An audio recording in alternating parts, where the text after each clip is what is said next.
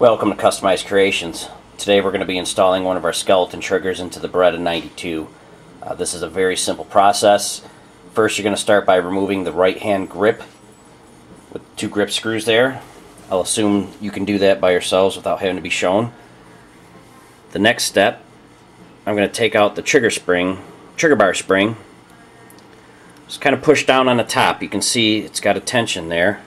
Push down on the top with your finger. You can kind of slip it out the top of the trigger bar there, and then there's a little hooked edge there that just lifts out the back of the frame here.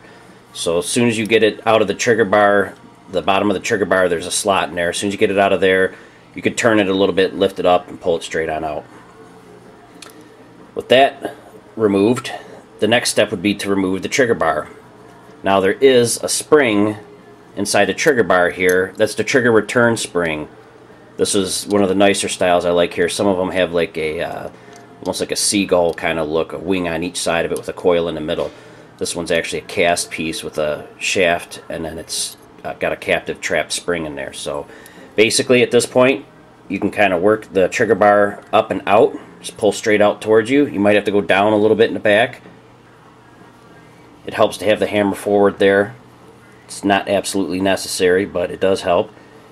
With the trigger bar removed, the next step, we're going to flip the gun over to the left-hand side. On the left-hand side, we're going to take out the slide stop lever, which also has a spring. You can see the little end of the spring there, right there, keeps the trigger pin captive. So what we're going to do with this is we're going to lift it up so it's past the spring grip there. The spring's under tension. You're going to be at about the 1 o'clock, 2 o'clock position. You're just going to pull it up. Be careful that spring doesn't shoot off on you. Pull it up a little ways, and if you can, you just get it back just over the grip there, and you can release it. And I was trying to keep the spring on there so I could show you, and our trigger return spring popped out as well. But basically this is fitting on upside down there. We have it looking like this. So when we go to install it, this part's going to go into the frame. It's going to have tension. That's where you're turning it in the frame to the 1, 2 o'clock position to remove it.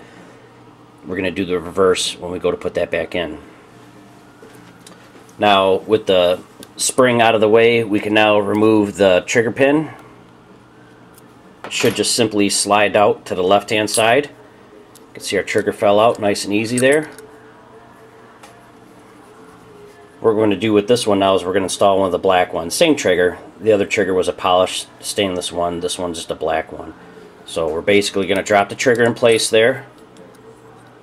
At this point you can take the trigger pin, align your holes, slip the trigger pin in there. At this point I would make sure the trigger moves freely. Shouldn't be any binding or tight spots. We're going to go back to our left hand side and we're going to install the slide stop lever. Now again, we have the spring sitting in there just like this. There's a little tiny ledge. You can see that the spring sits in there. So put that under the tension there. I kind of hold it just like this. When I go to put it on, you can see there's a little hole. We're going to slip that in. We're going to turn this, put the shaft of the slide stop lever into the frame, go back to the 1, 2 o'clock position and just push down till it stops, and there, we're back in place, functioning. We got the pin, trigger pin in there with the spring that's captivating the pin. So we're all set, we're all good in that area there. Now we can reinstall. Now again, there's different types of springs for these. This one's the nicer style I like. Just kind of drops right into place there, and now we're going to feed in the trigger bar. Now the trigger bar, this little piece might want to move around on you, so you might have to push it a little bit forward. It's kind of hard to do for me on camera here.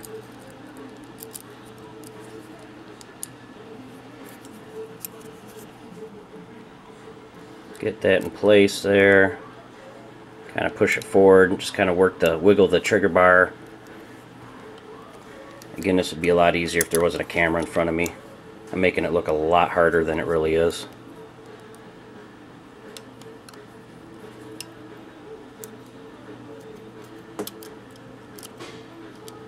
There we go.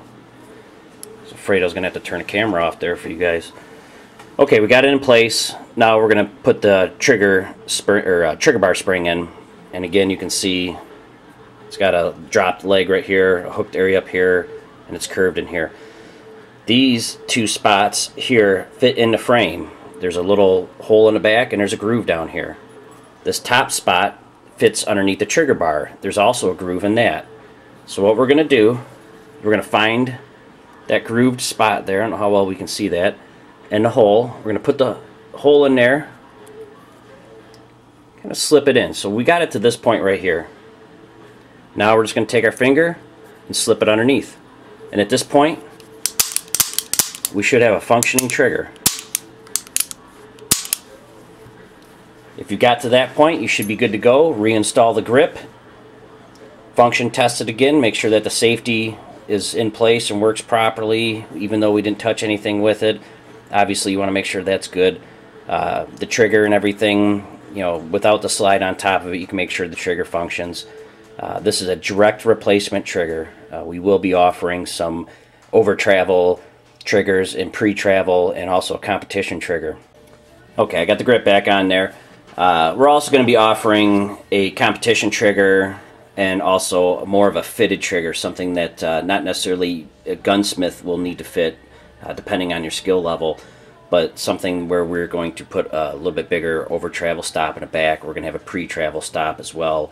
The competition trigger will have some changed geometry in it so that the holes are a little bit different locations. The trigger pull will be affected, and also the reset and the travel itself will be affected. So those are coming down the road and everything.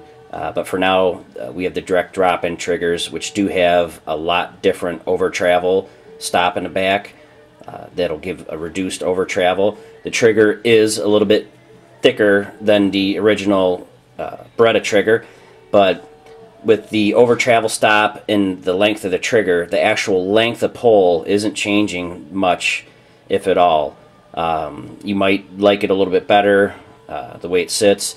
Also, we have a flat face trigger, more of like a competition based trigger in the front, not quite so rounded, so you have more of a feel on your the palm tip of your finger there where the trigger's at. It's a lot more surface area and you can feel the trigger a lot better. Those are a couple improvements over the stock triggers a lot of people talked about that they wanted to see us do. So there they are, direct drop-in replacement trigger with the reduced over travel and a little bit longer trigger face, flatter face on it as well. In a minute here we're going to take it over and start shooting it and show you how the difference in the trigger is. So stay tuned, look at some more of our videos, and if you have any questions, just shoot us an email at guns@customizedcreationz.com, or you can shoot us a call at 586-232-3422. Thank you.